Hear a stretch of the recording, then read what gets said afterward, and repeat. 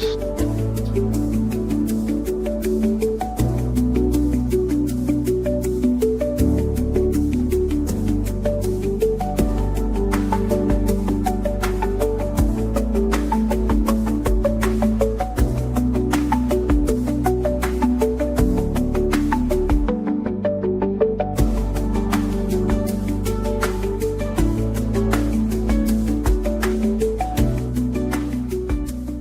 Nasce Bacurau é o quê? E o menino fala, é gente. Bacurau é sobre esse esvaziamento dessa identidade a partir de conflitos que são muito de fato. Mas tá falando desse voo do vampiro, ele vai aos poucos trazendo... Então, esse momento, esse terceiro momento da pizza, né, é marcado por uma questão da saúde.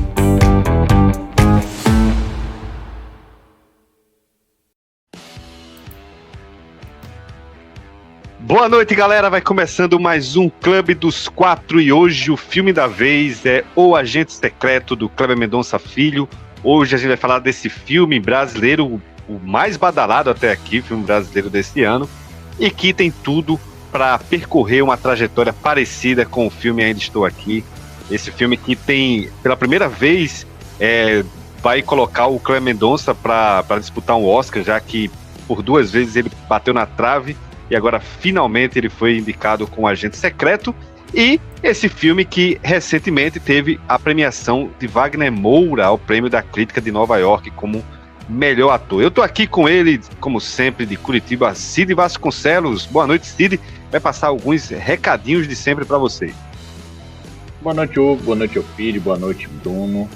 Boa noite a todo mundo que está nos assistindo. Vamos falar sobre o Agente Secreto. Filme aí com Wagner Moura, o baiano tem o molho. E é isso, os recadinhos são aqueles de sempre, que é para você deixar o seu like, para você se inscrever no nosso canal, seguir o Clube do Filme nas redes sociais, curtir e compartilhar aí com seus amigos, com a sua família, no WhatsApp, no Instagram. Faz essa força aí, ajuda o nosso projeto e vamos para frente. É sempre muito importante aí o seu like, o seu compartilhamento, então faz isso aí por nós. Aí eu tô também aqui com o Bruno Barros. Boa noite, Bruno. Boa noite, aí do lado de Wagner Baiano. Boa noite, Filho. Boa noite, Filho, todo mundo que acompanha a gente aí no Clube do Filme.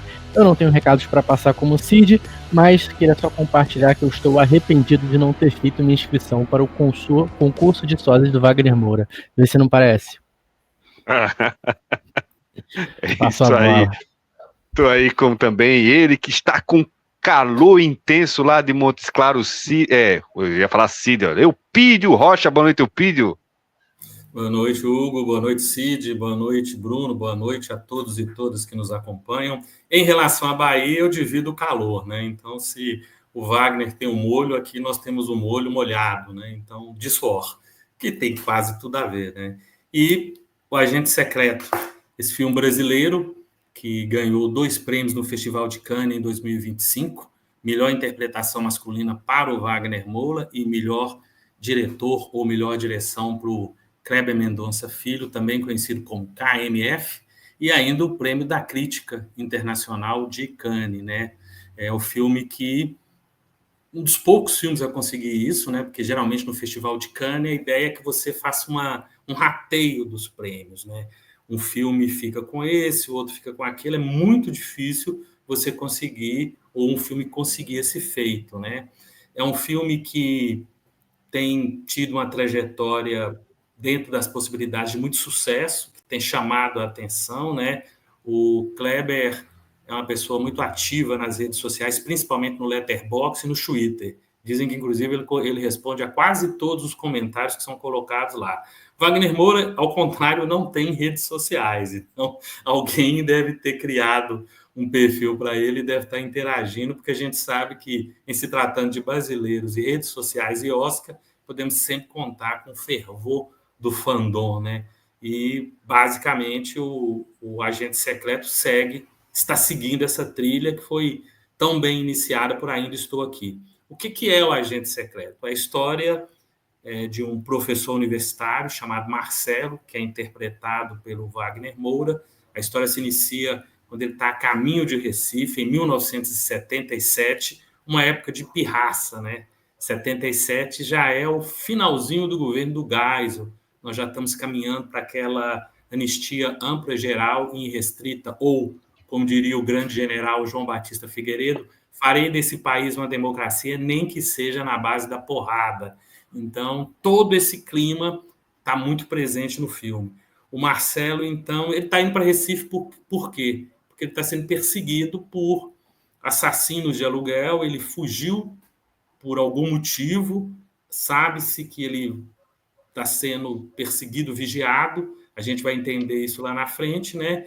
E ao chegar em Recife, ele quer reencontrar o filho, o Fernando, e ao mesmo tempo o sogro e a sogra. Aí tem um detalhe, né? O sogro é o seu Alexandre, que é o projecionista dos cinemas do Recife naquela época, o que estabelece toda a conexão que o filme vai ter com o cinema e que deixa os cinéfilos Nutella ou tradicionais ou cinéfilos mais antigos extremamente felizes com tudo o que vai aparecer no fundo das cenas ou até na frente das cenas ou que vai ser homenageado explicitamente, né? Nesse Recife de 1970, o Marcelo vai encontrar uma série de personagens extremamente interessantes e representativos. Tem o Euclides, que é um delegado de polícia daqueles bem anos 70, ele tem 2 filhos, né? Um branco e um negro. É o filho oficial, o filho da amante, ou adotado, como o personagem gosta de falar, brilhantemente interpretado pelo Robério Diógenes. O seu Alexandre é interpretado pelo Carlos Francisco. E você já viu o Carlos Francisco em algum filme brasileiro. Vocês têm certeza disso. Se for de Contagem, então, aí é que ele está presente mesmo, né? Tem a Dona Sebastiana, que é interpretada pela Tânia Maria, que ganhou uma relevância muito destacada, né? Uma relevância muito relevante nos últimos dias, inclusive com uma aventada indicação ao Oscar de atriz coadjuvante, mas aí não vamos exagerar, né? Mas é um papel fantástico. A Tânia Maria já estava em Bacurau, ou seja, não só a Tânia Maria, vários personagens de Bacurau estão presentes aqui no Agente Secreto. Tem a Maria Fernanda Cândido, interpretando a Elsa, que é uma personagem que vai ter uma relevância cada vez maior, principalmente quando se chega perto do final do filme. E, obviamente, o Udo Klier, que faleceu há alguns dias, né? Novamente aparecendo em frente às telas, interpretando um alemão mal interpretado pelos policiais, né? A Hermila Guedes, que também é uma atriz que veio do cinema pernambucano, né? Lá dos tempos do Cláudio Assis, e o Gabriel Leone, um novo galã do cinema brasileiro, interpretando o Bob, mas é o Bob com 2 Bs e um I. E todos esses personagens se encontram nessa Recife de 1977, e a partir de um determinado momento a gente vai saber que o Marcelo não é Marcelo, Marcelo é Armando. E aí vem toda uma trama de perseguição, preconceito, manipulação, até desinformação, se a gente pensar no que é plantado na imprensa, na grande imprensa da época, sobre o Marcelo. E é um filme um dos poucos filmes que aborda a ditadura militar brasileira, embora esse não seja o foco do filme, a ditadura militar ela está presente ali de uma forma tangencial, mas é um dos poucos filmes que aborda a questão da ditadura empresarial militar, porque geralmente os filmes abordam muito mais a questão do autoritarismo, da ação dos militares, da repressão policial. Esse filme é um dos poucos que vai nessa linha, e vai muito bem nessa linha. O filme tem tido uma bilheteria muito boa, o orçamento dele está em torno de uns 27 milhões, foi feito com dinheiro do Fundo Setorial do Audiovisual da Ancine, e é uma coprodução, além do dinheiro da Ancine, né, é uma coprodução entre Brasil, França, Alemanha e Holanda, o que viabilizou a realização dessa produção com uma verba respeitável para os padrões do cinema brasileiro. E tem sido um sucesso nas salas de exibição nos últimos dias. Já é o maior sucesso do Kleber Mendonça Filho em termos de sua filmografia, né? E aí eu devolvo a bola para o Hugo para ele dar sequência. É bacana, a gente vai falar sobre o filme, a gente vai falar também, sem dúvidas, também vamos tocar em relação ao Oscar também, né, que esse filme vem aí aventando algumas indicações, então tem muita coisa aqui pra gente trazer, e interessante isso aí, eu não sabia que era o filme que tem maior sucesso do Kleber Mendonça até agora. É realmente o grande filme do ano para o cinema brasileiro. Ano passado a gente teve Ainda Estou Aqui, teve também o Auto da Compadecida, que foi outro grande sucesso, o Chico Bento. Esse ano, por enquanto, não lembro de ter, não sei se vai ter algum outro sucesso para competir com Agente Secreto, né, em termos de cinema nacional. Queria passar então para Cid, já começar falando um pouquinho aí o que é que ele achou desse filme, O Agente Secreto, já dar essas considerações iniciais para a gente. Beleza. Vou fazer uma citação aqui da crítica que tem no site, escrita pelo Bruno Barros, que está aqui do meu lado, sobre o filme O Agente Secreto. E ele, logo no início da crítica, ele fala sobre essa ambientação, né, que O Agente Secreto é um thriller conspiracionista. E ele faz ali uma relação com o cinema estadunidense dos anos 70. E, assim, a gente já gravou aqui no Clube dos Quatro sobre o filme Todos os Homens do Presidente, lá de 76, foi o Clube dos Quatro número 19. E após fazer essa leitura da crítica do Bruno, me vem muito, eu vejo muita semelhança na forma de filmar do Kleber Mendonça com o Pakula e nessa ambientação, né, nesse clima de mistério que ronda ali, sobretudo, o personagem principal do Marcelo e do Armando. Ao mesmo tempo, esse filme tem muita brasilidade, né? E aí é uma marca registrada do Kleber Mendonça. A gente já discutiu aqui com o Kleber Mendonça quando a gente falou sobre Bacurau, no episódio de número 10. Acho que naquele episódio eu até fiz uma pergunta para o Hugo em relação a como o recifense, né, enxerga o Kleber Mendonça, que provavelmente é uma visão muito mais próxima e com muito mais detalhes do que essa visão que a gente, do Sudeste, do Sul, a gente vai ter do Kleber Mendonça. Mas isso é inegável, né? A brasilidade e esse ambiente muito identitário do Nordeste. E aí, com todas as suas fantasias. Eu, particularmente, realmente gosto muito de O Agente Secreto. Fez uma provocação aqui em off, fazendo uma relação entre O Agente Secreto e Ainda Estou Aqui. E eu queria levantar essa bola, né? De como o Brasil tem se habituado a fazer filmes que não necessariamente falem diretamente sobre a ditadura, mas que insiram o seu filme dentro daquele momento da ditadura, né? Então a gente pode resgatar lá na década de 90, que é Isso, Companheiro. Mais recentemente a gente teve Zé, a gente teve o Ainda Estou Aqui do ano passado, a gente teve um documentário chamado Memória Sufocada, e todos esses filmes eles vão abordando os problemas causados, as situações vividas durante a ditadura, mas de um olhar e de uma perspectiva muito diferente. E talvez isso, eu acho, primeiro que enriquecedor, né, porque a gente não fica sendo monossilábico em relação à ditadura, ainda que a violência, as torturas, isso faça parte de praticamente todos esses filmes, ou pelo menos fique dentro do imaginário que o filme vai sendo construído. Mas, ao meu ver, a gente, na hora de sentir o filme, né, vai muito em cima dessa forma e dessa perspectiva que o filme vai trazer sobre aquele momento em relação àquele personagem. Então, essa discussão se eu Ainda Estou Aqui é melhor do que O Agente Secreto, eu acho que ele fica meio que em segundo plano. Eu acho que são dois grandes filmes e que bom que o cinema brasileiro, aqui eu faço um grande, não é que ele esteja sendo de qualidade agora não, mas a qualidade do cinema brasileiro voltou a ser reconhecida pelo brasileiro, né? Passou um tempo aí meio o brasileiro só curtindo muito cinema estadunidense, cinema britânico, cinema de fora, achando que o cinema brasileiro é ruim, muita gente falando do cinema argentino e por que o Brasil não era igual ao cinema argentino, mas não.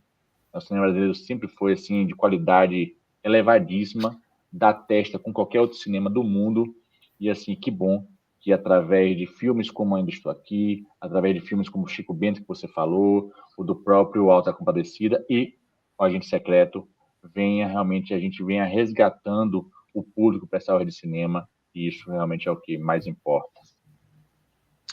Deixa eu chamar Bruno, então, também para dar as considerações iniciais dele, e depois a gente já entra em algumas dessas abordagens que Cid trouxe aqui. Vai lá, Bruno.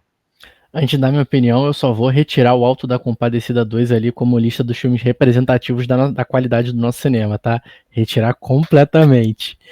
Não Já é, e não é debatemos, de fato. inclusive. E não é de fato. Não é de fato. Não, beleza. Eu também vou resgatar essa comparação do Agente Secreto com Ainda Estou Aqui, ainda que não paute o que a gente precisa falar sobre o filme, mas eu entendo que são dois filmes que não vão sequer disputar no imaginário do espectador brasileiro, né? Porque são filmes bastante diferentes um do outro, né? O filme Ainda Estou Aqui, do Walter Salles, ele tem muito esse padrão, né? Estético, eurocentrista, do drama clássico e tudo mais, adaptado a uma realidade brasileira, enquanto de fato, quando vocês mencionaram o Agente Secreto e o cinema do Kleber Mendonça, tem muito essa questão da afetividade, né, da brasilidade, afetividade específica do Nordeste, e como que isso vai se refletir em várias coisas dentro do filme. Por exemplo, o próprio trabalho de dramaturgia, né, de Fernanda Torres como aquela protagonista clássica, onde concentra todo o drama, e o Wagner Moura, que é aquele que vai contribuir com o sotaque, com dialetos, na relação e na interação com outros personagens que compõem esse cenário também, os refugiados ali em Pernambuco. Então, assim, ele aponta para lados diferentes, com tradições cinematográficas muito diferentes, que não se rivalizam, né? Talvez fossem dois filmes lançados no mesmo ano, na mesma temporada, haveria essa rivalidade em disputa por espaços de distribuição, mas no imaginário do espectador brasileiro não há tanto essa disputa, né? E outra comparação também é como os dois filmes têm essa questão da memória em relação ao período da ditadura militar, ainda que abordem de forma diferente. Os dois fazem isso através da memória de seus protagonistas, mas vão ter itinerários ali completamente diferentes. Como eu falei, eu ainda estou aqui a partir da memória do Rubens Paiva, né, do filho, na verdade, dele, e como esse drama impacta ali esse micro-universo ali da família. Lógico que a ditadura militar tem desdobramento sobre todo o cenário nacional, mas ele é concentrado. Aqui já é uma experiência mais coletiva, de fato. Como que a ditadura militar atravessa a memória coletiva. Tanto que tem aquela sacada da gente não vivenciar aquele momento crucial dentro do filme que está ligado a essa questão da censura, do apagamento da história. O protagonista Marcelo, ou Armando, não encontra vestígios da existência de sua mãe justamente por conta desse apagamento dessa memória. E o próprio filho do Marcelo Armando, que não tem lembranças com seu pai justamente por causa da violência. Então é sobre como a violência atravessa a memória coletiva. Lógico que dá para você absorver isso em Ainda Estou Aqui, mas está muito mais focado nessa questão individual, em torno da figura da Eunice Paiva, o quanto essa figura feminina é forte, foi forte na proteção da sua família. Mas são propostas completamente diferentes e dois filmes bons. Agora, focando mais o Agente Secreto, talvez para mim seja o melhor filme do Kleber Mendonça Filho. Eu não acho que... Não dá para desassociar o Kleber Mendonça Filho de uma certa ambiguidade, tá? Porque só por ele buscar... Aí eu vou retomar a fala do Hugo, dessa relação com o cinema americano, que o Cid também falou, vão ter seus questionamentos, que atravessa aí o cinema nacional, né, da presença do produto estrangeiro. O Kleber Mendonça Filho, claramente, ele tem uma influência ali, da forma de filmar, talvez, nos mínimos gestos, ele tem uma influência do cinema americano, mas ele também tenta incorporar isso numa nova maneira de filmar. E eles são várias referências que ele coloca, o Tubarão eu acho que é a mais evidente, até porque também tem essa relação com Recife, né, dos tubarões, mas também ele menciona ali diretamente o Exorcista, tem o Professor Repórter, que é o filme do Michelangelo Antonioni, o filme italiano, então principalmente desse encontro, né, entre a cinematografia italiana e americana, e vai sofrer essas influências aí adaptadas a essa história que ele quer contar, esse thriller conspiracionista, como meus colegas falaram. É isso aí. Eu vou falar aqui um pouquinho também do de algumas impressões que eu tive. E assim como meus colegas, eu gostei bastante do filme. Concordo com o Bruno, né? Bruno até não deixou tão enfático assim, falou talvez, mas eu coloco que Agente Secreto é o melhor filme para mim do Kleber Mendonça Filho.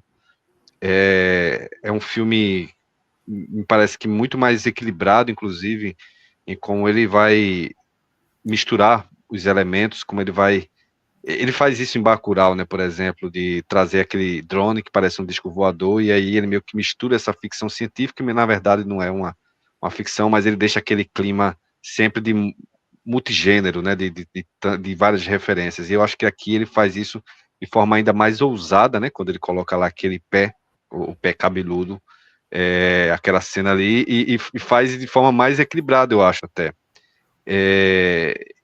Então, para mim, sem dúvida, o melhor filme dele. Acho que em relação às comparações com o Ainda Estou Aqui, para mim, são inevitáveis. Não se rivalizam em questão de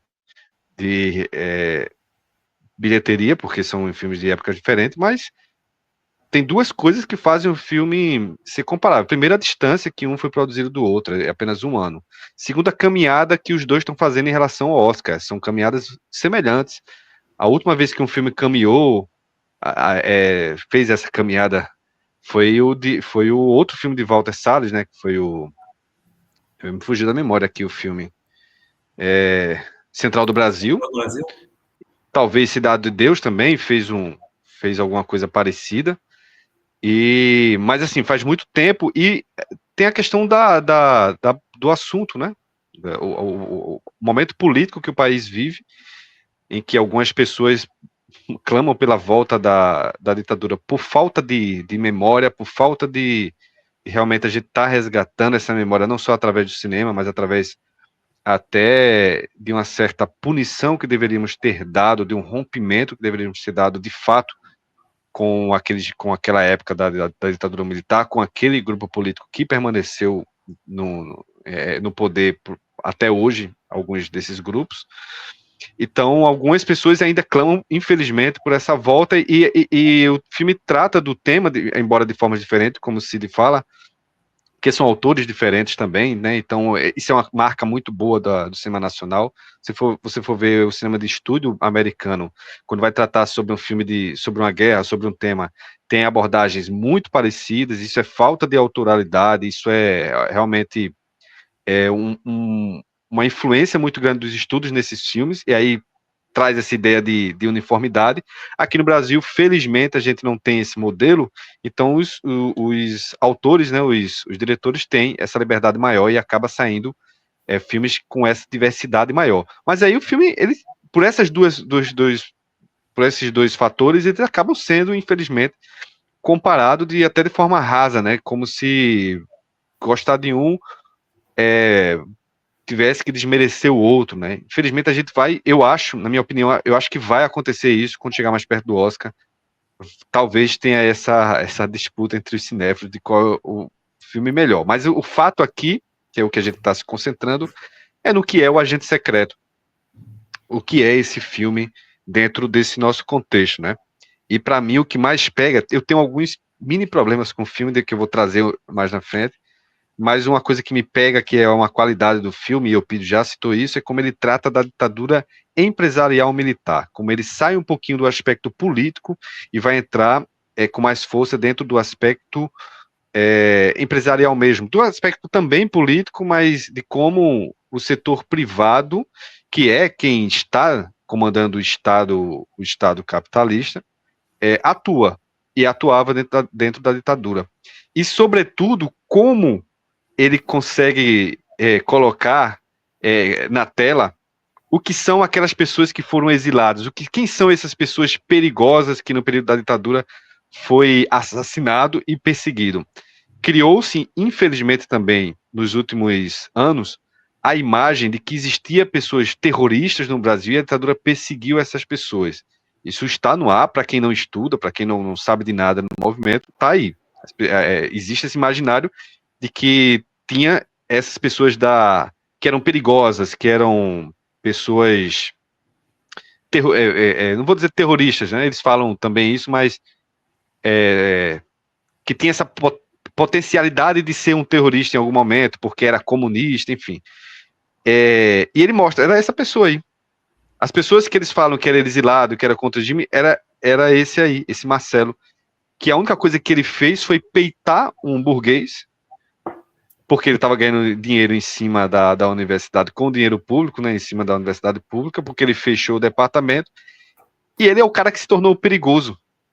não só ele é só o retrato de mais um, mas assim, a grande maioria que foi exilada, que foi perseguida pela ditadura militar, como algumas pessoas totalmente desavisadas acham que eram realmente pessoas perigosas, na verdade eram pessoas comuns que, de alguma forma, peitou algumas dessas figuras que são execráveis, né? E aí é algo que eu acho que é muito bem colocado aqui dentro do filme. Fora esse equilíbrio de gênero muito bem dosado aqui, e como ele traz também a questão do humor, né? Cid falou de um filme muito brasileiro, com muita brasilidade, eu diria que com muita pernambuquês também, muito nordeste dentro do filme, e isso de forma extremamente bem humorada também. Então, eu acho que quando ele mistura tudo isso, traz mescla muito bem essa tensão que o filme coloca, até dentro de um filme de gênero, né, saindo até do próprio discurso do filme, como gênero é um filme que funciona muito bem, principalmente no momento final, em que o cara chega lá naquela cena. Tem spoiler aqui, tá, gente? Então quem entrou aqui desavisado, já fica preparado, tá? Assista o filme antes e vem aqui. Mas tem a cena que o matador chega lá e chama Armando, e essa cena é extremamente tensa, ela funciona também como filme de gênero, excluindo-se até a questão do discurso do filme, mas é um filme também com um discurso muito forte, então eu acho que é por isso que eu coloco esse filme como o melhor filme de Kleber Mendonça, que cai num momento um contexto muito mais certeiro do que até o próprio Bacurau caiu na época do governo Bolsonaro, e caiu muito bem naquela época, só que eu acho que aqui cai ainda melhor. Então, eu não consigo entender muito bem algumas críticas pesadas que algumas pessoas fazem a esse filme. Eu tenho alguns problemas que não acho que sejam tão graves, e a gente pode debater depois, mas eu acho um filmaço e, para mim, na minha opinião, é mais forte ainda em termos de potência do que o filme traz, do que o excepcional Ainda Estou Aqui, né? E eu já queria devolver, então, alguém falou aqui a palavra para Eupídio Rocha, se ele quiser falar alguma coisa, depois a gente roda de novo com o Cid e Bruno. Vai lá, Eupídio. Eu gosto muito do filme, né? Eu gosto muito do cinema do Kleber, né? Kleber é um coleguinha, né? Não existia faculdade de cinema lá em Pernambuco na época que ele foi fazer vestibular, ele foi fazer jornalismo. Os trabalhos audiovisuais e de TV e as produções que ele fez na faculdade, todas elas passeiam pelo jornalismo, né? Inclusive na entrevista que ele tem, que ele concedeu à Folha de São Paulo, ele fala isso, né? A visão de cinema dele está muito ligada à sua formação de jornalismo, que o levou à crítica cinematográfica. Talvez as pessoas não saibam, mas o Kleber foi um dos melhores críticos cinematográficos, ainda se ele tiver disposto a escrever, né? Um dos melhores críticos cinematográficos da nova geração que surgiu ali junto com a internet, né?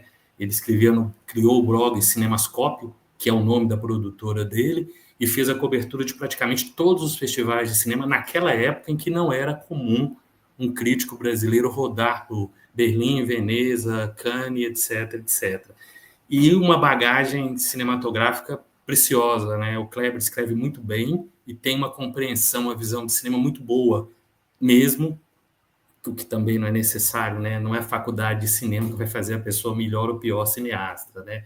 Mas ele conseguiu moldar a sua visão de cinema a partir dessa concepção de estudar filmes, assistir filmes e escrever sobre filmes e tentar concatenar conexões entre os filmes. É diferente do Walter Salles, já que nós temos falado tanto sobre o Ainda Estou Aqui. As trajetórias de duas pessoas de classe média, no caso do Walter, classe média muito alta, né, resultam nesses filmes, que são todos filmes muito representativos de uma maneira de se fazer cinema brasileiro. E nesse ponto o Cid está muito certo, né? O cinema brasileiro sempre foi bom. O cinema brasileiro sempre teve qualidade. O problema é aquela coisa que a gente já fala desde 1950, 60, como assistir os filmes brasileiros, né?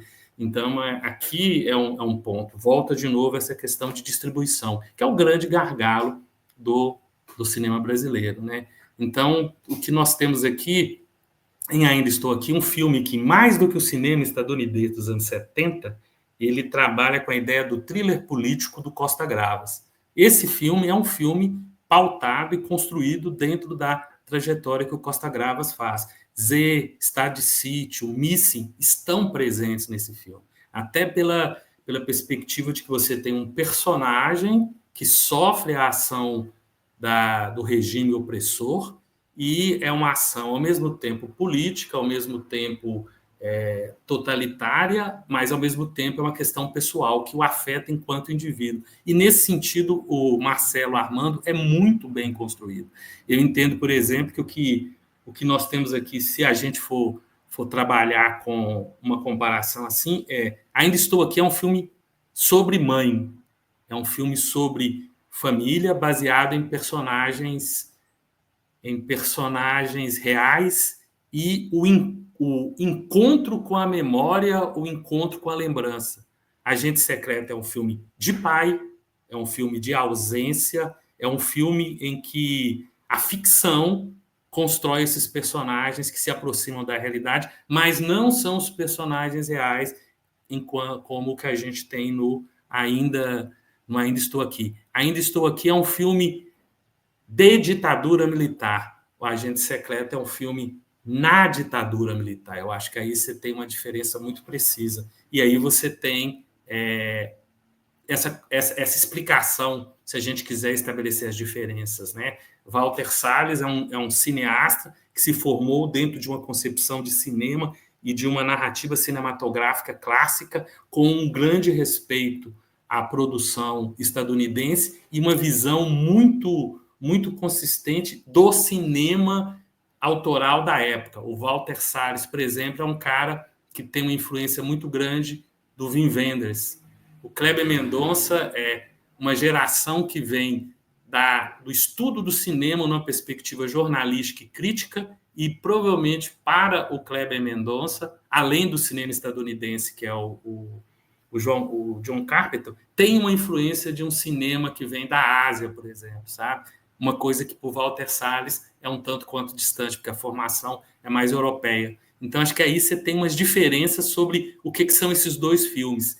E, de novo, é um filme que mantém essa tradição em relação aos filmes da ditadura militar. Eu pesquisei rapidamente aqui. O primeiro filme brasileiro que teve coragem e que foi exibido no cinema explicitamente falando sobre ditadura militar é Pra Frente Brasil, que é um filme do Roberto Farias, né? É um filme que foi lançado em 1982, ou seja, praticamente no finalzinho do governo Figueiredo, né? Tancredo vai ser eleito em 85, não toma posse, Sarney assume em 86, né? E esse filme ele não foi liberado pela censura. Aí a campanha que foi feita nos jornais daquela época, porque os jornais já estavam naquela ideia de que a gente pode realmente criticar o regime, porque o regime está chegando ao final, a partir do grande conchavo que foi feito, né, da anistia ampla, geral e restrita, eles não querem que a gente veja esse filme. Por quê? E tinha uma foto do filme. Aí o filme acabou sendo liberado. Aí depois do Pra Frente Brasil, virão os outros filmes. O Bom Burguês, o Que é Isso, Companheiro, o grande, extraordinário filme Nunca Fomos Tão Felizes, e uma série de outros filmes. La Marca, que é um outro filme extremamente importante, porque La Marca fala sobre os militares que foram perseguidos pelos militares, os militares que se opuseram e foram todos apagados. Os que não foram apagados, sendo exterminados, foram expulsos do exército, foram aposentados compulsoriamente, perderam uma boa parte da sua grana.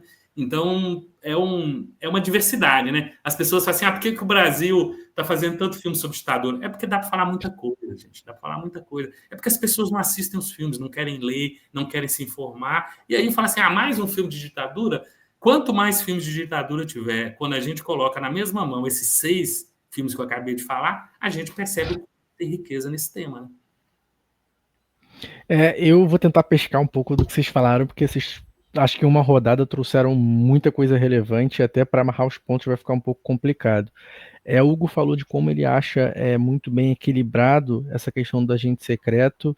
Eu já acho o contrário, mas num bom sentido. Eu acho que é um filme que tensiona o tempo todo, né?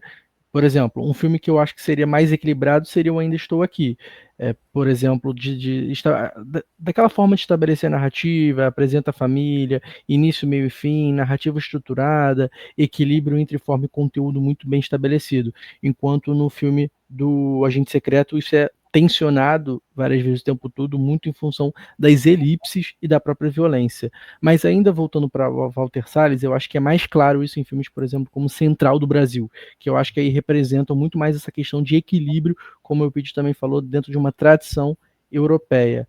Mas voltando para o Agente Secreto, para a gente tentar concentrar mais aqui, ou pelo menos em Kleber Mendonça Filho, a própria forma como a violência é retratada, ela é muito diferente.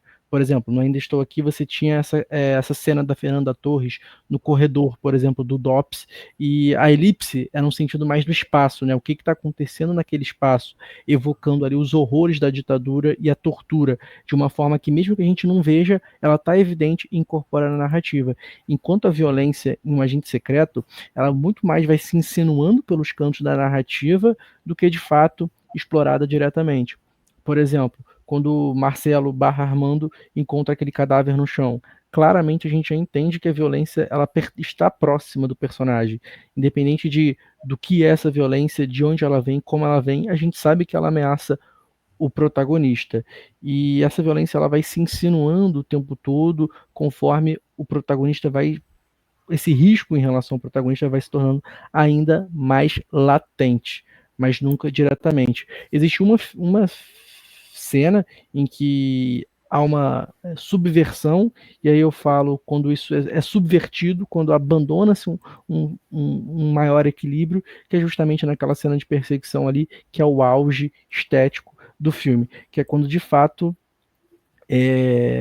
assim, praticamente é o auge da vulnerabilidade de todos os corpos assim em cena, tanto dos agressores quanto das vítimas, por exemplo, que é o Marcelo. A gente tem spoiler aqui, então o protagonista morre, mas o seu algoz também ali é extremamente vulnerável, né? E o filme traz essa vulnerabilidade não só através de uma encenação direta da violência, mas como um senso de espaço, um senso de ritmo, um senso de escala.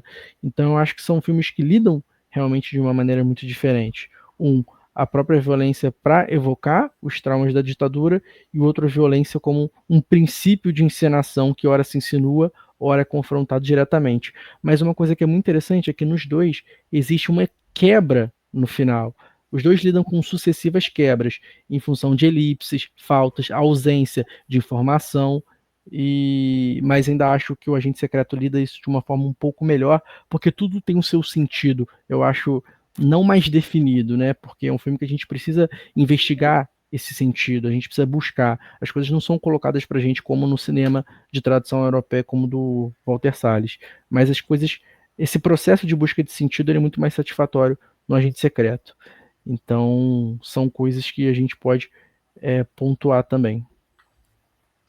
O Bruno falou sobre a violência aí e fazendo essa relação da violência próxima ao personagem, mas eu vou um pouco mais além, né? Eu acho que tem também isso, mas eu acho que o Kleber Mendonça quer situar o tipo de ambiente que o Brasil estava inserido, né? Onde a violência era inerente, a violência existia, era cotidiana ali, seja próxima do personagem Marcelo ou não, ou seja, a violência era algo instituído no nosso país naquele momento, e as mortes, né? Eu acho que isso é o principal. As mortes elas eram banalizadas, né? Era só mais um corpo ali, corpo de alguém sem a menor importância. Então, quando ele chega naquele posto aí, como tá aí o fundo da tela do Bruno, o cara do posto fala, ele já está aí há alguns dias, né? E ninguém vem. E quando a polícia chega, e você imagina, pô, vai fazer algum tipo de reconhecimento? Não.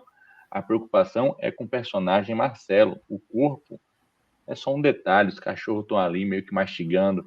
Então, eu acho que isso é muito interessante de notar, né? A violência não é que está só próxima a ele. A violência faz parte daquele país, né? O Brasil está quebrado, o Brasil está vivendo essa violência o tempo todo. Muito se foi falado aqui sobre o Kleber Mendonça, e assim, eu acho muito interessante realmente esse viés que ele pega da questão da ditadura empresarial, em militar, um termo que tem sido cada vez mais difundido aí, com vários personagens nesse sentido, como o próprio Jones Manuel, como o próprio Humberto Costa e tantos outros. Mas eu queria aqui atentar, para mim foi uma das melhores cenas desse filme, que é quando justamente o Kleber Mendonça ele faz o que o Hugo fez um comentário aqui. Ele tem um filme que se passa em 1970, mas ele, de algum modo, ele percebe uma sociedade que vivemos hoje e faz alguns reflexos sobre isso.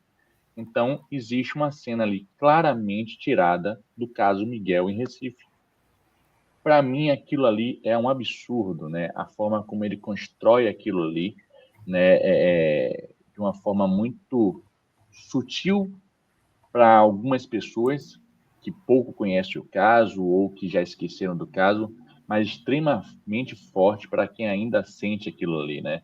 Então, para quem não sabe, o caso Miguel é um caso de uma família rica em que tinha uma empregada em sua casa trabalhando em plena Covid, né? Então, as escolas estavam fechadas. Essa empregada teve que levar seu filho, pois essa família não queria abdicar dessa funcionária em sua casa. Ela levou o seu filho e, ao passear com o cachorro, a mulher, a dona, né, do apartamento lá, que estava pintando sua unha, jogou Miguel para um andar qualquer acima, mais acima ainda do andar em que morava, e o Miguel acabou caindo do parapeito de uma varanda e falecendo. E eu acho que até hoje nada ou pouca coisa foi feita em relação a esta família da alta burguesia, se eu não me engano, de Recife. Então, acho que quando o Kleber Mendonça dialoga num filme que está falando sobre a ditadura militar empresarial lá na década de 70, trazendo um recorte de algo muito presente nos dias de hoje, para mim isso realmente de muita coragem. E o Kleber Mendonça é o tipo de diretor que tem esse tipo de coragem para apertar o dedo na ferida. Então, assim, é um filme, eu concordo com que ele é muito efusivo, né? Eu concordo com o Bruno na questão do equilíbrio. Eu acho realmente que, no sentido de equilíbrio, assim, da palavra mesmo, da semântica, Ainda Estou Aqui, ele tem mais essa dosagem. Mas o filme de Kleber Mendonça é isso. A gente tem acompanhado, fazem até comparações, né, com Tarantino, mas a gente tem acompanhado o cinema do Kleber, e assim, se a gente for pegar Bacurau, o Bacurau também, como o Bruno falou, tem essa crescente da tensão, vai se tensionando o tempo todo até chegar na determinada cena onde você vai ter esse escoamento da tensão, né? E é a cena da perseguição, que também, para mim, é filmada assim, com muita sobriedade, né? Aquela cena onde a gente vai vendo os dois personagens, as duas perspectivas. O Marcelo não está na cena, né? O Marcelo se torna coadjuvante ali, e quando tudo ali tem aquele final acachapante daquela cena na barbearia, é de valer o ingresso. Ali, todo o grafismo, né, que o Kleber Mendonça apresenta, mas eu ainda acho mais suave do que a gente tem lá em Bacurau, por exemplo. Eu acho que aqui ele traz mais equilibrado do que Bacurau. Aí eu até concordo. Mas, assim, filmaço, cara. Filmaço, realmente. E é muito bom a gente ver esses elementos, como vocês têm colocado aqui, da questão da violência, da questão da preocupação em dizer o nome completo do que aconteceu ali, né? Que não é só uma ditadura militar, é uma ditadura empresarial. Tinha a nobreza ali muito vendendo o que é nosso e calando, e o calando aqui é uma metáfora, né, para algo pior, quem realmente desse teste, quem realmente confrontasse, como foi o caso do Marcelo, como foi o caso da esposa do Marcelo, né, que é uma outra atriz brilhante, assim, que eu conheci através do Cangaço Novo, e até conversando com minha esposa ficou impactada com as cenas dela. São poucas cenas, ela aparece pouco, mas ela aparece o suficiente para a gente ver a força daquela personagem e o quanto ela faz falta na vida do Marcelo ali, né? Então, o Marcelo está fugido de São Paulo, se eu não me engano, e indo para Recife, e a sua esposa não está indo junto. Então, essa é uma grande lacuna na vida desse personagem, e a gente sente isso, sobretudo, pela importância que o Kleber Mendonça dá em pegar essa personagem, em dar um rosto a essa personagem e dar tela, né, dar minutos de cena ali para ela. E assim, eu acho, o Hugo falou, né, ele discorda de algumas críticas, muita crítica dizendo que não entende do filme, muita crítica dizendo que o final é aberto e muita crítica dizendo de lacunas no filme. Para mim, essas não funcionam. Eu realmente, para mim, foi o que eu falei no início da minha fala, é mais a perspectiva do filme que talvez eu não consiga me conectar tanto, porque, como o Bruno falou, eu gosto mais daquela estrutura clássica que é apresentada lá em Ainda Estou Aqui. A fala do Cid foi muito bom até para eu começar a amarrar as pontas que eu mesmo levantei aqui. Por exemplo, essa questão de como a violência ela é encarada. De fato, né, a gente tem no Ainda Estou Aqui uma violência que ela é quase exclusivamente militar, e aqui, como o Cid falou, essa violência está em tudo, né? E aí eu preciso referenciar a influência Carolina Halal, que ela é graduanda em História na USP, que ela falou que a violência ela aparece como uma mediadora de todas as relações sociais ali que englobam o filme, né? A violência ela está expressa também na repressão policial, mas ela também está expressa naquele vizinho que espreita, né, que te observa, e também essa violência está, como falou, a classe empresarial que impõe sua agenda também de uma maneira muito violenta. Então, eu acho que isso encaixa com essa ideia de como a violência se manifesta de forma diferente nos dois filmes. E aí um outro ponto novo que eu ia levantar é essa questão da própria Recife, de como que ela é reconstruída, né? Está sendo muito elogiado essa questão de um aspecto realista, lógico que realista, que passa por um intermédio de uma reminiscência afetiva do que o Kleber Mendonça lembra de Recife, dessa época. Ele disse que ele lembra com riqueza de detalhes, mas também para contribuir com esse efeito do realismo, também vão mencionar essa questão da própria fotografia, no sentido de que foram filmadas com câmeras digitais, mas na pós-produção foram obtidos efeitos que emulassem a película, né? Tem até declarações e entrevistas da diretora de fotografia, ela é russa, eu não vou usar pronunciar o nome aqui de forma alguma, e ela menciona como foi esse processo de filmagem para obter esse efeito que o Kleber Mendonça buscava com esse filme. Então, essa fala foi mais na intenção de amarrar aquela ponta sobre a questão da violência nos filmes e também trazer esse novo elemento sobre a fotografia. Só para eu comentar aqui algo que foi tocado aí em relação ao equilíbrio, e eu concordo plenamente com o Bruno. Quando eu quis falar equilíbrio dentro desse caos, né? O filme é claramente extremamente caótico em relação a como ele mistura o gênero, né? Então, eu estou pensando mais nesse estilo de filme mais caótico. Eu fiz até uma comparação com o Bacurau, que também segue isso. Eu acho esse filme equilibrado nesse sentido, né? Que dentro desse caos ele consegue equilibrar muito bem os elementos. Mas assim, em relação até Ainda Estou Aqui, aí já é outra parada, né? Aí realmente eu Ainda Estou Aqui é um filme mais equilibrado, enfim, mais com esse modelo europeu, tudo isso que o Bruno já falou. E outra questão é sobre a violência, né? Também a violência, vocês falaram aí dos tipos de violência, até dos dois filmes, eu iria até um pouco mais longe, né? A violência terceirizada, né? Então, quando aquele empresário vai matar o Marcelo, vai querer matar o Marcelo, ele terceiriza isso para dois matadores, que por sua vez terceirizam para uma pessoa que ainda tem mais necessidade de fazer isso, né? Dizer assim, precisa mais de dinheiro. Então é interessante como ele coloca o cara num trabalho realmente extremamente degradante. Isso é perceptível por todos, e como ainda que seja degradante esse trabalho, e o personagem, imagino que saiba disso, ele não quer que outras pessoas o chamem, o degradem por aquele trabalho, porque ainda assim é um trabalho, né? Então, quando o cara chama ele de trabalho de bicho, ele claramente leva para o coração, porque depois ele repete essa frase, né? Mas é interessante como é terceirizado você vai escalando as diversas classes sociais e aponta, né, quem faz o trabalho final, quem fica com a responsabilidade de fazer o trabalho sujo, na maioria das vezes é aquela pessoa da classe mais baixa, aquela pessoa que mais necessita, enquanto o cara, o mandante, é o cara que fica lá e não é nem tocado no assunto, né?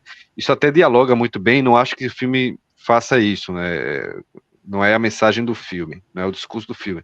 Mas isso toca em uma estrutura que dialoga muito bem com o que aconteceu recentemente no Rio de Janeiro, em que quando você vai invadir um morro, você na verdade está indo para a base, para quem é terceirizado toda aquela violência, toda a questão do tráfico.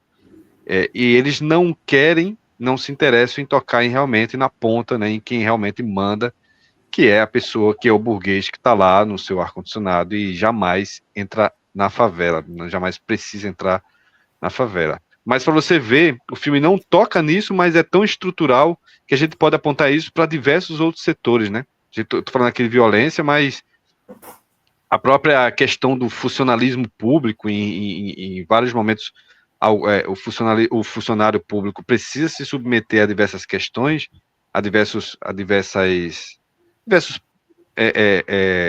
lugares que, na verdade, ele só é colocado naquela situação porque existe alguém na ponta que o faz fazer exatamente isso. Por exemplo, um outro exemplo aqui, só para encerrar minha fala, alguns cargos comissionados que são colocados para poder trazer algum benefício para o político, né? Enfim, a questão das achadinhas, por exemplo. Quando você vai ver, muitas vezes, esse funcionário de baixo é o cara que se ferra, né? O cara que perde o cargo, que é chamado de ladrão, enfim, é o que realmente vai se ferrar no final das contas. Quando, na verdade, ele foi submetido a essa situação por uma questão de sobrevivência, muitas vezes, dele, né? Ou ele aceitava aquela situação, ou ele simplesmente não tinha trabalho. Então, é a mesma questão. A gente foge totalmente da temática, mas a estrutura é rigorosamente a mesma. E eu queria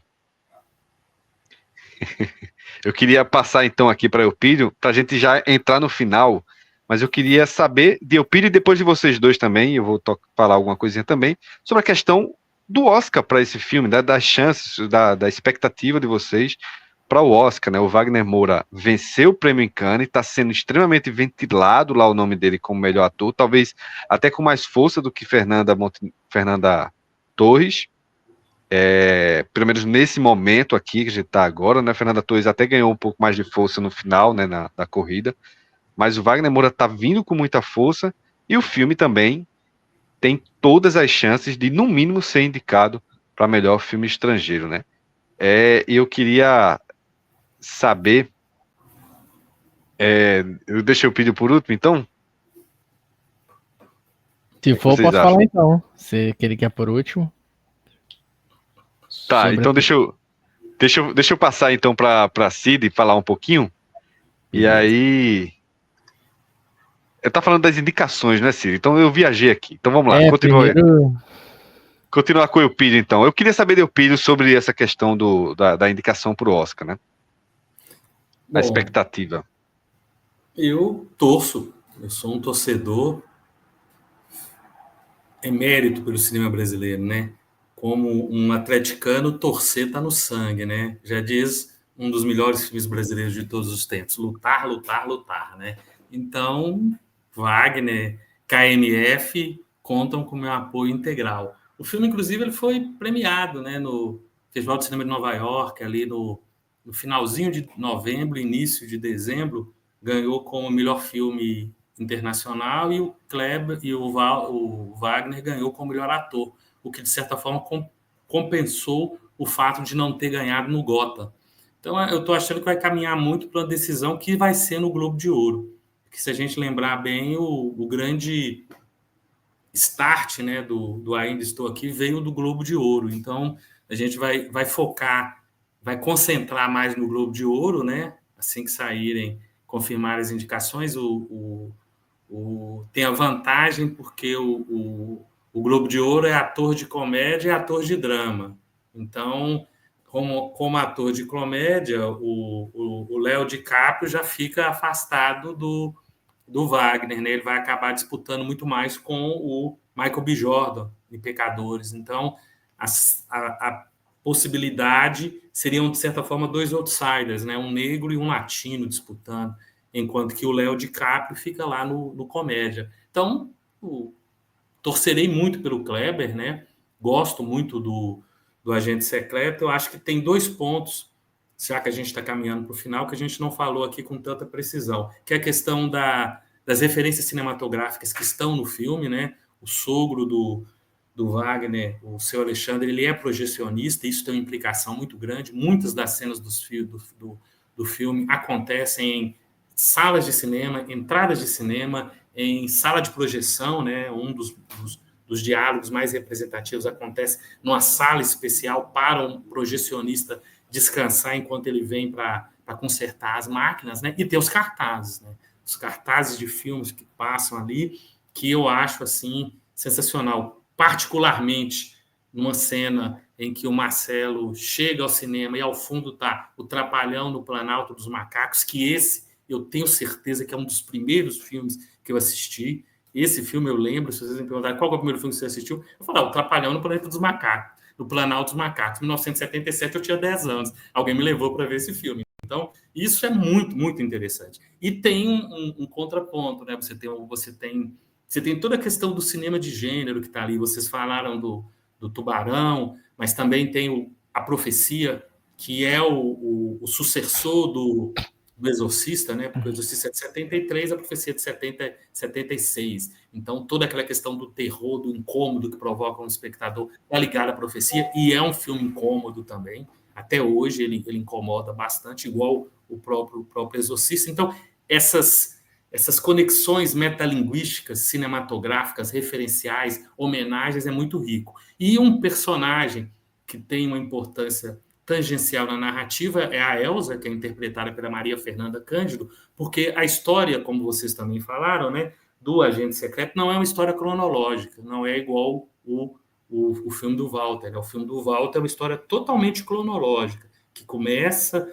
no momento pós-ditadura, e aí o Rubem vai desaparecer, a esposa vai tomar as providências, e aí vai chegar aos anos 2000 e ao final do filme, né? Então, no caso do Kleber, não, é uma história que dá pulos, e os pulos dão entre o Recife de 77 e o Recife de 2005, de 2004, onde duas pesquisadoras de uma universidade particular estão ouvindo as fitas da Elsa. E quem é a Elsa? A Maria Fernanda Cândido. Quem é a Maria Fernanda Cândido? Uma milionária, uma viúva milionária, que construiu o lugar seguro onde todos os exilados estão, inclusive o Marcelo. E entre esses exilados, nós temos ali exilados políticos, exilados sociais, exilados de diversas facetas, né? A personagem da Hermília Guedes está lá porque provavelmente ela é vítima de violência doméstica. Ela está lá porque provavelmente ela está sendo perseguida por uma outra questão. Já o casal de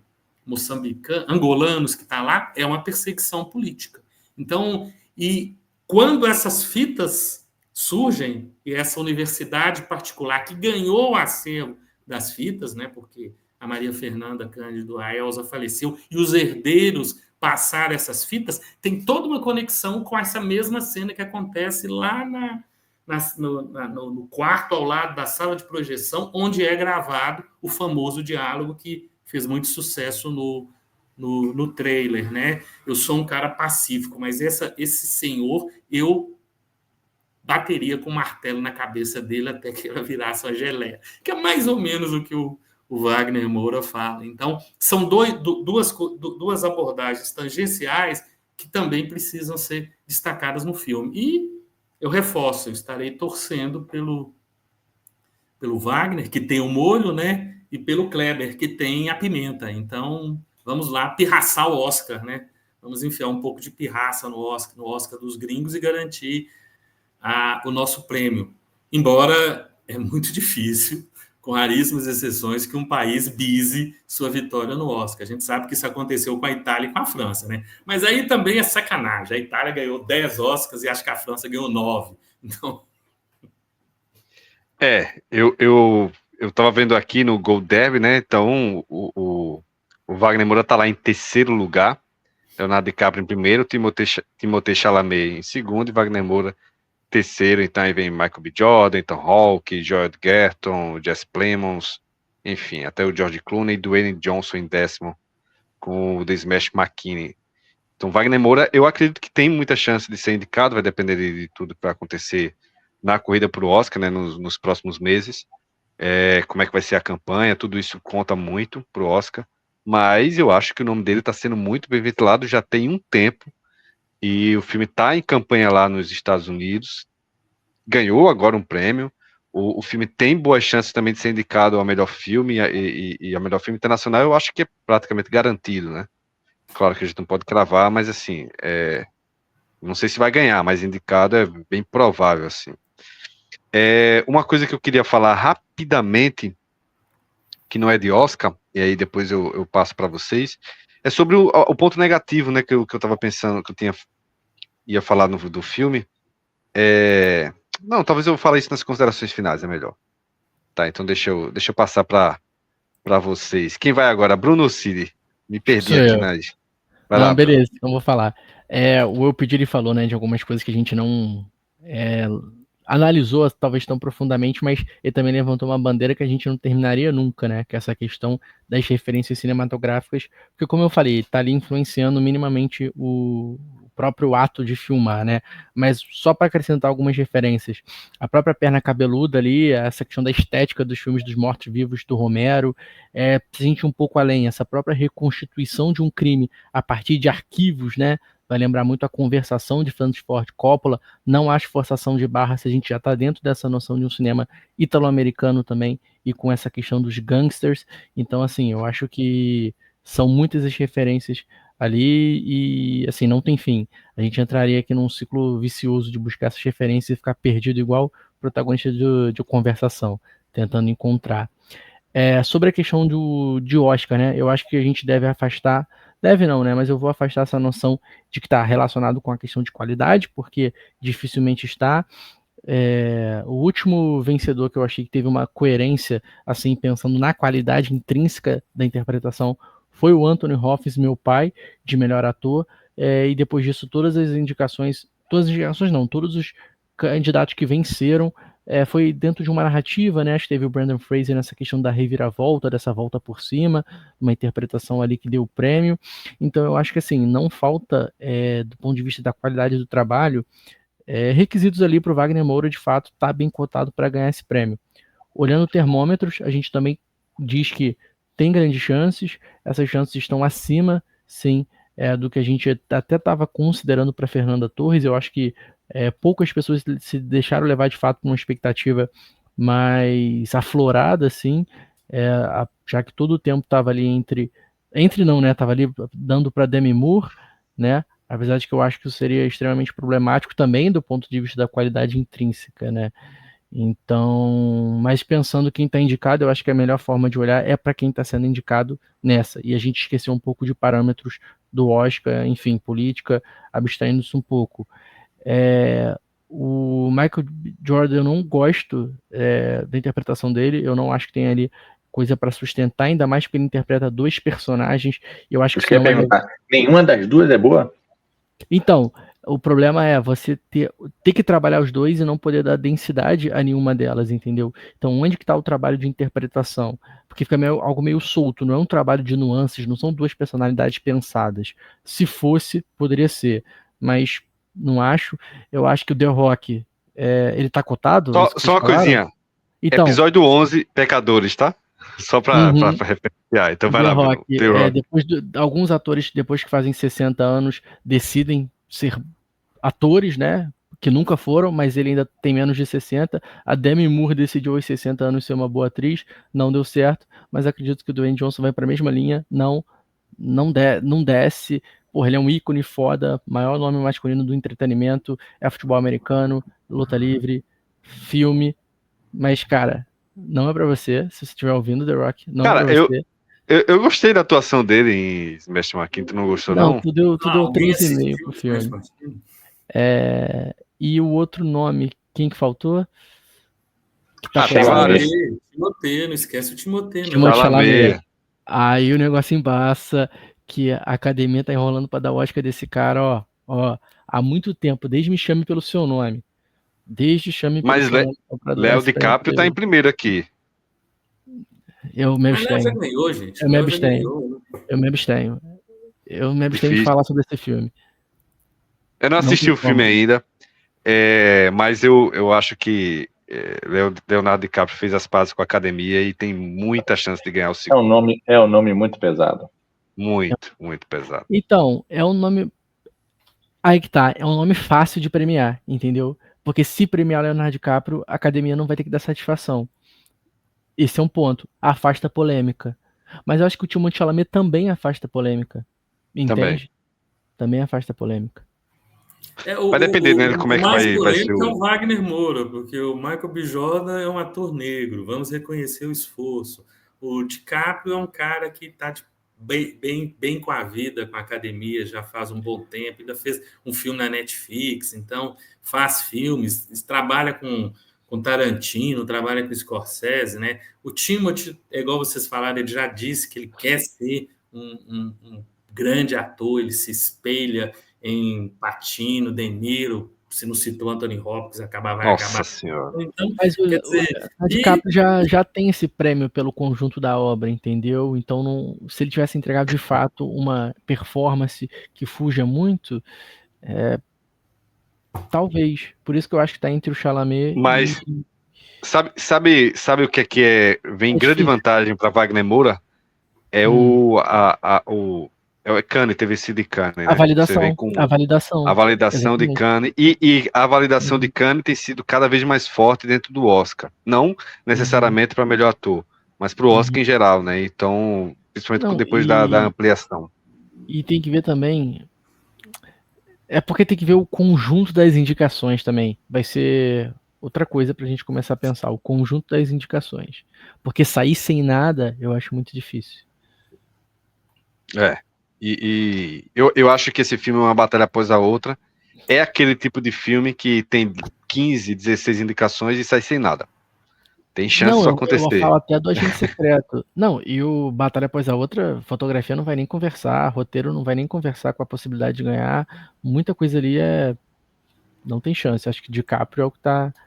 Paul Thomas Anderson uma indicação para melhor diretor, mas ganhar não tem como. Seria muito polêmico. Cid, quer falar alguma coisa? Cid tem que falar sobre o Oscar, opiniões dele.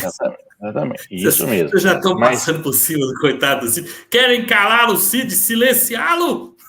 Antes aqui, né, a gente falou muito sobre as referências, e a gente aqui nesse episódio a gente também fez isso, né? A gente falando sobre o Agente Secreto, a gente referenciou várias vezes outros episódios nossos, né? Bacurau, hoje foi o recorde.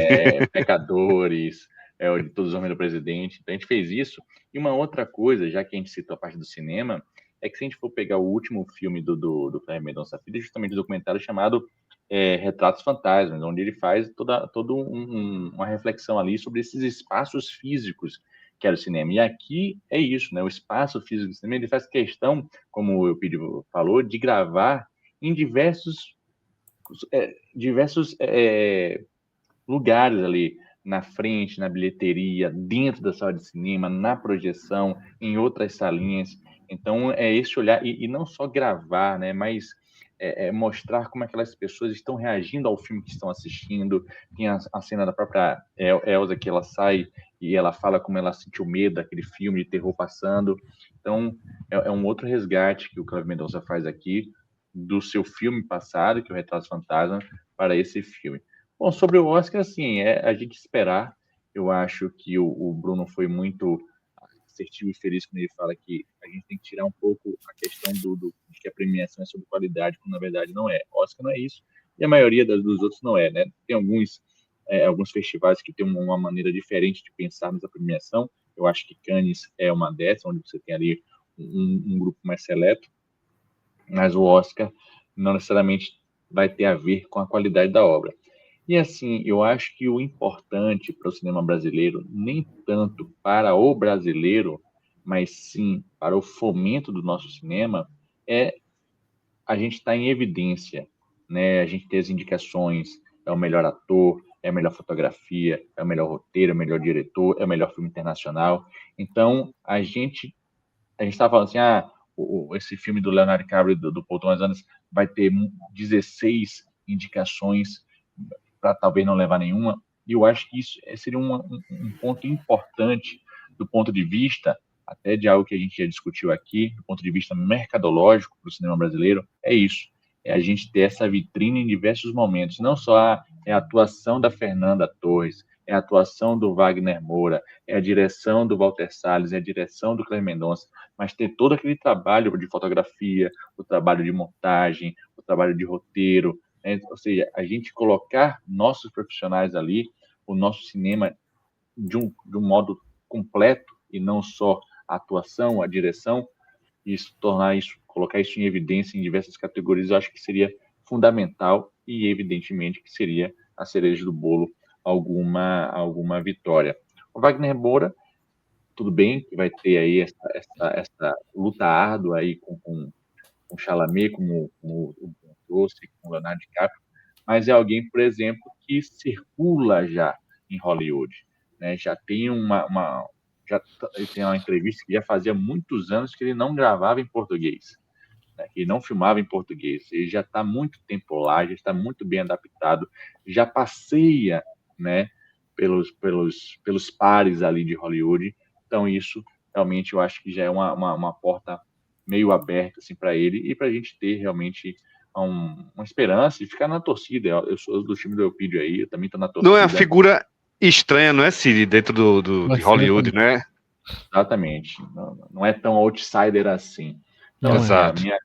A minha torcida vai ficar e eu acho que realmente é muito bom a gente viver essa onda, né? Por mais que em 2024 a gente tenha mais filmes fazendo sucesso, entre aspas, assim, mas a gente tem uma sequência, 2025, a gente torcer por 2026, vir mais produções, e é isso.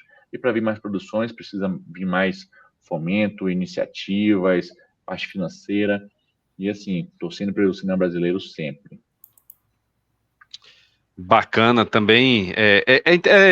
Eu acho bacana a gente ficar fazendo essas especulações aqui, não é? E aí, quando chegar lá em janeiro, fevereiro, a gente rever esses episódios é bem interessante. E é claro que aconteceram as indicações do Oscar, a depender, né, das nossas possibilidades. Estaremos aqui, quem sabe, fazer uma live diferente para falar sobre as indicações. Bruno foi muito feliz quando ele fala que indicação do Oscar e qualidade não andam juntos, né? E Oscar é totalmente político. E talvez até uma live falando sobre o Oscar, quando acontecer as indicações, a gente possa entrar um pouco mais dentro disso, né? Mas, assim, a gente especula porque é bacana, porque é interessante, porque melhora a visibilidade do nosso cinema, amplia os recursos que vem, então tem essa importância também em vencer, embora não seja um selo de qualidade, como a gente sempre acha, né, quando a gente está começando a cinefilia, a gente sempre, venceu 3 Oscars, a gente já, então o filme é bom, né, então venceu 3 Oscars, e aí você meio que acredita nisso até um momento que você chega e começa a assistir de verdade os filmes do Oscar, né. Uma coisa que eu queria falar, para a gente encerrar, se ele tocou no assunto do cinema, de como, primeiro sobre Retratos Fantasmas e como o cinema está dentro do filme.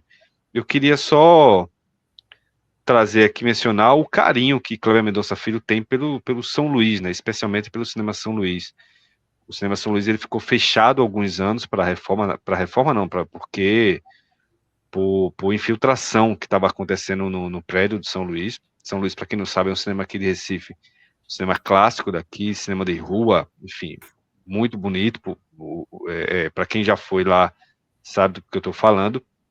E na época que ele estava fechado, o Cleber Mendonça pressionou a governadora, fez campanha, participou dos protestos pela reabertura e de fato, o começo das reformas da reestruturação do cinema.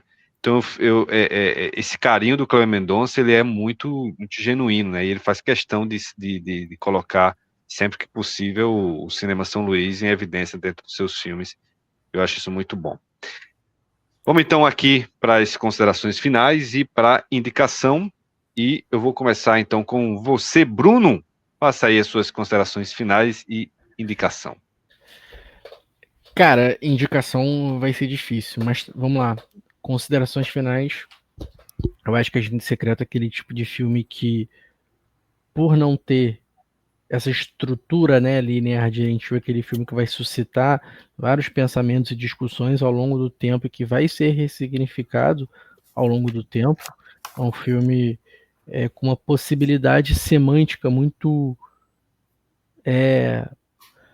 volátil, né?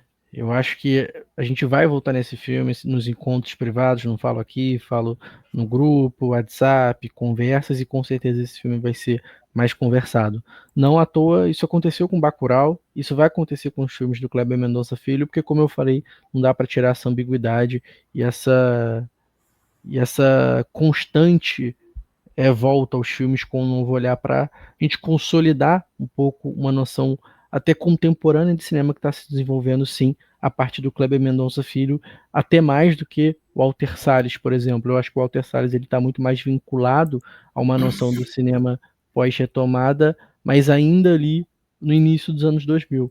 Mas agora a gente está se construindo uma noção contemporânea do cinema brasileiro a partir, de fato, do pós-pandemia, retorno às salas, um aumento, né, até do setor audiovisual brasileiro cada vez empregando mais gente, tudo bem, liderado pela questão do streaming, não necessariamente do cinema, mas de alguma maneira essas duas coisas se conversam para construir uma noção nova de audiovisual brasileiro, e com certeza o Kleber Mendonça Filho vai ser considerado nisso. Espero, né? Porque se a gente for considerar a média das produções só de streaming, se isso for determinante para o futuro do cinema, digo, vai morrer, o cinema vai morrer muito mais rápido, vai se acelerar o processo de morte do cinema sem possibilidade de ressurreição, como a gente viu o cinema ressuscitar mais de 7 vezes na história do cinema. Isso aí é uma conversa para Google, livro ou outro momento, mas enfim, eu acho que, eu falei, eu tô com dificuldade de indicar o filme, então eu acho que eu vou pela pertinência temática, eu vou indicar mais um filme sobre ditadura. Uma coisa interessante, né, e aí eu falo mais como economista, na minha formação foi perceber como que o regime militar, enquanto regime político, ele buscava a legitimação através da prosperidade econômica e também muito pelo discurso moralista, né, gerando quase como uma tríade que andava junto, a moralidade, a economia e a política, um legitimando o outro, né? Olha, meu sistema político é legítimo porque olha o crescimento econômico, e aí enlata um discurso moralista por trás. Mas quando a gente olha para um olhar crítico, essas três coisas falharam, né? Tanto a questão política, econômica, quanto moralista.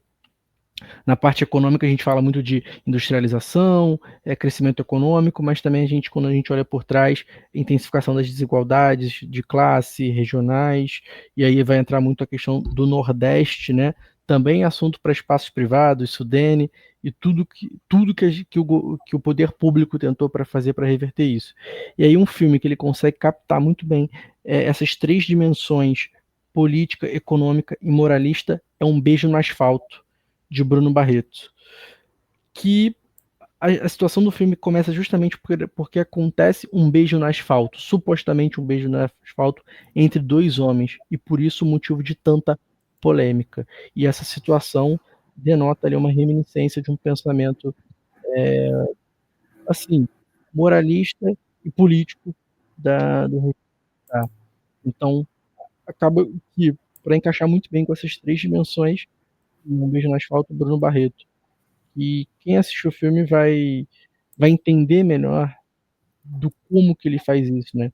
Que você tem ali as engrenagens, né, da sociedade, como que elas reagem de acordo com esse escândalo, entre aspas, e como que isso está dialogado com uma noção, uma subjetividade que foi construída durante a ditadura militar, que impede basicamente que a gente consiga olhar para a nossa sociedade com um olhar crítico, que essa subjetividade, que é esse personalismo, esse culto à personalidade, que permite que surjam figuras completamente desconectas da realidade, mentirosas, e mesmo assim tem uma adesão da população, e revelando mais do que tudo um descompromisso intelectual com a sociedade brasileira e também o que nos interessa ao cinema brasileiro.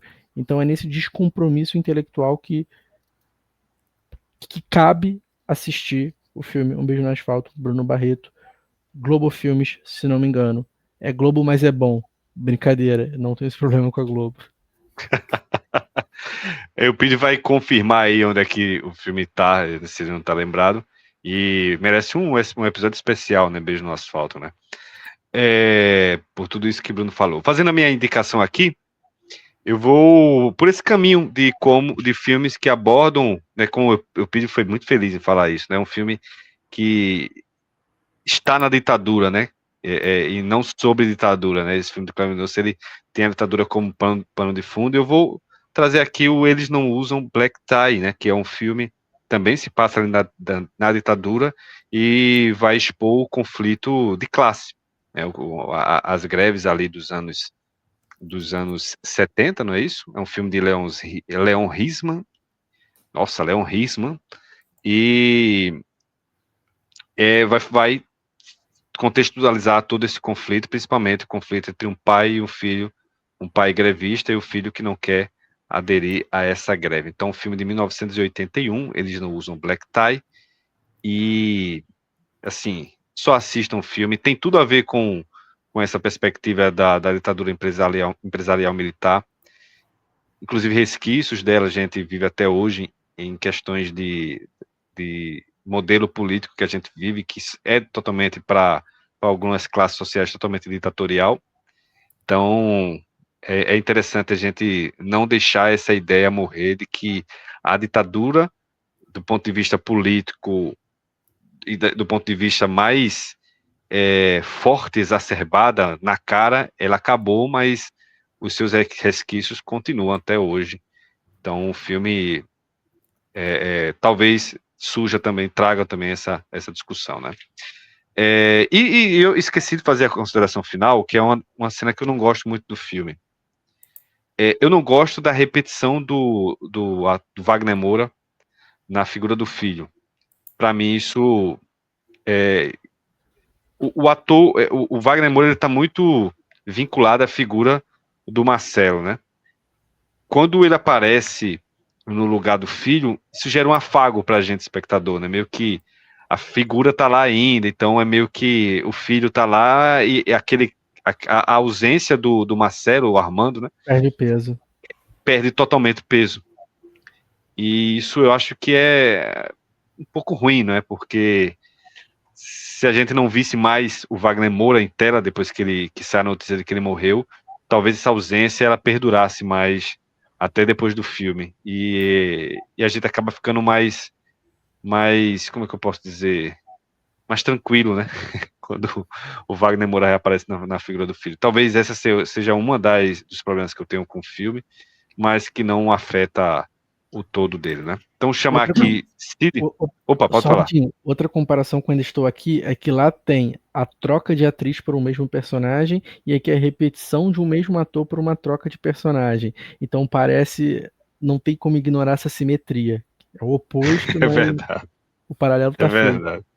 É claro que Ainda Estou Aqui, a questão do peso, da ausência, ela é muito mais central dentro do filme. Não é o caso em O Agente Secreto, né? Mas lá isso não é afeta.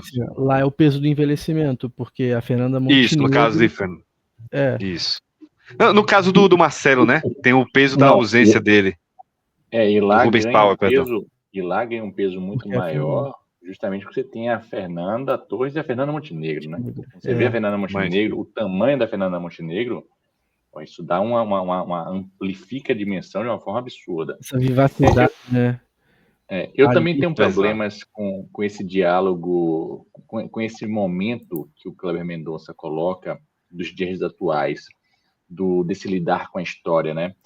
Embora eu goste dessa pegada, dessa crítica até que ele faz, porque você tem ali uma jornalista que está um tanto empenhada, mas assim, o mundo ali ao redor funcionando como se aquilo não fosse importante e só aquela jornalista bitolada. Tanto é que ela tem uma amiga que pergunta, você ainda está nisso? Que ela realmente acha que aquela história vale alguma coisa, que aquilo ali, aquela história precisa ser contada. Mas assim, esse ambiente ali eu acho que é pouco trabalhado e bem, reforça a ideia de que ele está muito mais preocupado com a memória, muito mais preocupado com o que aconteceu em 1970 e não necessariamente com o que está acontecendo hoje e de que forma nós estamos trabalhando com aquilo. Mas isso é um incômodo que eu tenho, mas, cara, O Agente Secreto é um filme, assim, ímpar. Eu fiz questão de assistir no cinema, fui com minha esposa, a gente saiu da sala adorando o filme. Evidentemente que a gente vai ter gostos de um filme ou de outro, mas, assim, para mim, o Bruno está perguntando quantas estrelinhas, 4 estrelas para Agente Secreto. Realmente é um filme assim, é isso, temos que ir nesse movimento de assistir ao filme brasileiro, inclusive para não assistir, não entendi isso, não gostei aquilo, a gente tem que criar realmente como é que eu posso dizer, esse grupo de conversar sobre cinema, né, de voltar a discutir sobre cinema de uma forma mais geral. Bom, a minha indicação vai ser um pouco diferente da de meus queridos Hugo e Bruno, porque eu não vou para um filme sobre a ditadura empresarial militar, mas eu vou para um filme sobre o baiano aí, que tem um molho, o Wagner Moura, que é o filme Cidade Baixa. Tá? É um filme que passa ali em Salvador e em região metropolitana, que tem Wagner Moura bem novinho, é um filme de 2005, tem Wagner Moura, Lázaro Ramos e, se eu não me engano... Alice Braga. Alice Braga. A sobrinha. É um filme muito cru, com muita violência, com muito... dentro de um universo ali da periferia, né, de Salvador, dessas pessoas marginalizadas ali na Bahia, mas assim é um filme com grandes atuações desses três. É um filme que vai se focar nesses três personagens, onde eles vão viver ali uma grande paixão entre eles, inclusive, né, tendo alguns momentos em que você vai perceber uma paixão que eu não vou conseguir definir entre os personagens, né, Deco e Naldinho, que é vivido pelo Lázaro e pelo Wagner. Filmaço, né, do Sérgio Machado, um filme de 2005, e esse está fácil para eu pedir, está na Netflix. Só antes de passar para o vídeo, eu sou totalmente contra a gente dizer as estrelinhas aqui no Clube dos Quatro. Vocês revelaram... O cara perguntou e eu não fujo da raia, não. Eu vou falar isso aqui no ar para ficar explícito que eu sou contra a gente dizer. Quer saber as estrelinhas? É só entrar lá no Letterboxd e conferir, né? Estrelinha para mim é no Letterboxd. Aqui é a gente tem que deixar na curiosidade, né? E aí, quer saber também a nota de Bruno? É só acessar lá a crítica no clubedofilme.com.br, tá lá a crítica no site, né, Bruno? Então, passar aqui para Eupídio para fazer as considerações finais dele, a indicação, e depois dizer onde é que estão os filmes que nós indicamos. Bom, eu vou continuar no caminho da redentora brasileira, né? A nossa ditadura. Um filme de 1980, 1984, provavelmente deve ter sido lançado no cinema em 85, então eu pude assistir ele no cinema. Chama Nunca Fomos Tão Felizes, dirigido pelo Murilo Salles, um extraordinário diretor de fotografia. É a história de um filho que está meio perdido, né? Ali, início dos anos 80, a gente sabe que os anos 80 foram uma época muito, muito boa. Todos nós éramos muito magros nos anos 80, muito bonitos, e tínhamos cabelos muito bonitos naquela época, pelo que eu me lembro vagamente. E esse filho, então, tem a oportunidade de reencontrar o pai. Quem é o pai? É um militante, um dos últimos militantes que sobreviveu à perseguição militar, e ele vai cumprir a sua última missão, mas não interessa a resistência, não interessa muito o final da ditadura, né, que ela já está chegando aos seus estertores, né? Interessa esse relacionamento de pai e filho, a ausência, a falta do pai, como é que esse jovem lida com isso, o que essa juventude está lidando, né? Drogas, sexo, rock, e isso é muito bem construído pelo Murilo. O Cláudio Marzo faz o pai, que é um trabalho assim brilhante. Cláudio Marzo, um dos grandes atores do cinema e da telenovela brasileira, e é um filme que, novamente, a ditadura está aí tangencial. A ditadura é algo que está à nossa volta e que determina comportamentos, mas ela não está tão explícita, ela tá subliminar. É um grande filme, que, infelizmente, é só navegando pelos mares da web, em companhia do nosso amigo Jack Sparrow, que vocês vão conseguir encontrá-lo. Em compensação, Cidade Baixa está na Netflix e na Globoplay. Eles não usam black tie, está no look. E O Beijo no Asfalto Tá no MUBI, na Globoplay e na Pluto TV. Então, quer dizer... E eu não olhei quais desses estão aí perambulando pelo YouTube, porque, no mínimo, eles não usam o Black Tie, deve estar em algum canal de YouTube, porque realmente é um belíssimo filme, né? Então, se ele cai, ele volta. E o Risma é um grande diretor também, né? Olha só, eles não usam o Black Tie, pelo menos numa matéria aqui que eu abri de 4 de fevereiro desse ano, disse que ele estava na Globoplay e na Look, né? Não sei se você falou isso, chegou a falar da Look também. Eu falei da Look. Na Globoplay eu tentei acessar, mas ele não tá disponível. Acho que talvez ele esteja no Telecine, que é aquele programa pago da Globoplay. Então, eu cliquei na Globoplay, ele não apareceu. Então, eu falei assim, bom, talvez ele esteja na Telecine. Aí, para mim acessar o Telecine, é só se eu criar uma conta lá. Eu não vou realmente fazer isso. Eu vou direto no Look, porque se está no Look, talvez esteja no Netmovies, né? Quer dizer, se está no Look, provavelmente está no YouTube. Um desses canais de... Talvez o canal da TVT, por exemplo, que tem um acervo bom. O Coletivo Resistência também tem um acervo bom. Então, pode ser que ele esteja lá. Exatamente. E talvez... já vi aqui que no YouTube ele tá também, né? Então, e tem um site russo, aquele site russo que às vezes você vai procurar filme e aparece, tá lá também. Naquele site russo tem um canal chamado Filme Demência, que só tem filme brasileiro. Entendeu? Olha aí. Então tá aí mais uma dica aí para você do Clube dos Quatro, né? A gente próxima semana vai debater o quê? Vai ser o Rio 40 Graus, não é isso? Eu acredito. Vocês me confirmam aí? Deixa eu conferir. Ou será? Eu estou na dúvida aqui. É só ver qual é o aniversário de Spielberg, né? Seria Spielberg é dia 17. Isso. Semana que vem é Rio 40 Graus. Ele tá falando com o microfone trancado, eu não sei se ele quer... Não, é isso mesmo, dia 10, Rio 40 Graus. Rio 40 isso graus. Aí. Então, Rio 40 Graus. Aí, deixa eu ver aqui, eu tinha mais um recado. Dobradinha brasileira. Dobradinha brasileira, então. Então, é isso, né, pessoal? A gente vai chegando aqui a mais um final de Clube dos Quatro. Eu agradeço demais a você que assistiu até aqui o programa. Foi um programa muito bom, a gente pôde entrar em diversos aspectos do filme. Fica aqui a nossa torcida para Agente Secreto no Oscar. Talvez a gente volte a falar do filme ali no contexto do Oscar. Vamos ver como é que vai sair aí as próximas programações do Clube dos Quatro. E fica aqui o meu agradecimento para Cid Vasconcelos, Bruno Barros, Eupídio Rocha, e para você que assistiu. Não deixe de curtir a nossa página, de se inscrever no canal e de seguir a nossa página no Instagram, @Clube do Filme, também no TikTok, @Clube do Filme, no site clubedofilme.com.br. Meu muito obrigado e a gente volta próxima semana com Rio 40 Graus. Não deixe de acompanhar aqui. Valeu, gente. Até a próxima.